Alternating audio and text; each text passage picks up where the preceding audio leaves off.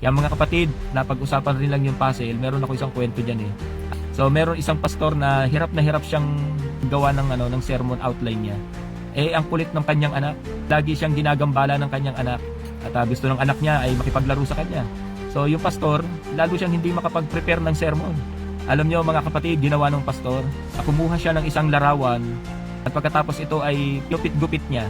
So alam nyo, sabi ng pastor, tamang-tama ito, papabuo ko to sa aking anak para habang ako'y nag-iisip kung ano yung ise-sermon ko, matatagalan tong batang ito para ako'y kulitin at gambalain. At binigay niya sa anak, sabi niya sa anak niya, "Oh anak, buuin mo yan. Pagkatapos mong buuin yan, saka tayo maglalaro." Sabi ganun ng tatay. Kaya maya, ilang minuto lang mga kapatid, bumalik na yung bata.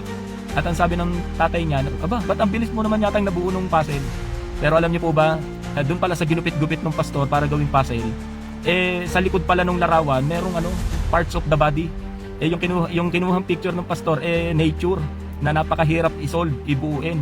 Pero sa likod pala nun, parts of the body. Kaya yung bata, mas madali niyang na-construct yung puzzle. Kasi napakadali, parts of the body lang eh. So, sabi ng pastor, "Anak, tamang-tama, may sermon na ako." May bahagi sa buhay natin na parang ang hirap buuin. Sa tingin lang natin na parang napakahirap, pero sa likod pala nito, meron palang mas madaling paraan.